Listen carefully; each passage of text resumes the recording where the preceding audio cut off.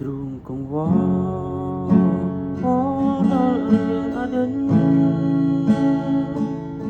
ខ្សែជីវិត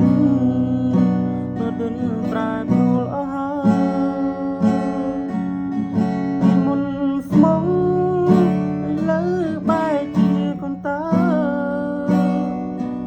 ជុំនឹងលោកអើយអស្នេហ៍តែនៅអានឹង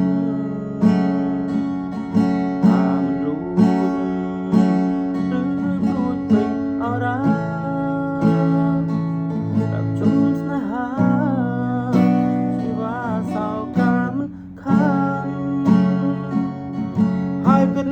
ថាបងចង់ប្រែដកប្រាណជាពីសាមញ្ញបំផ្លាញកាយចិត្តតែក្តី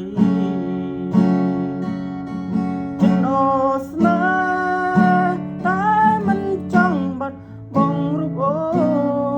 នខ្លាចស្រីស្រពោនអនៃក្លឹមសារ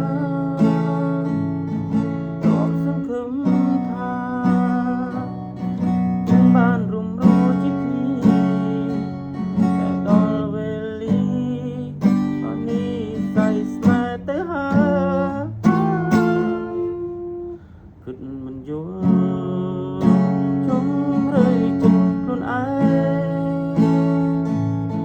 សែនចំបាយមិនដឹងត្រូវធ្វើយ៉ាងណាមិនដែលក្បត់មុនក្នុងស្នេហាមិនកំពី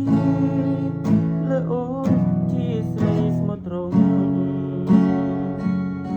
មិនកំពីលើអូនជាស្រីស្មោះត្រង់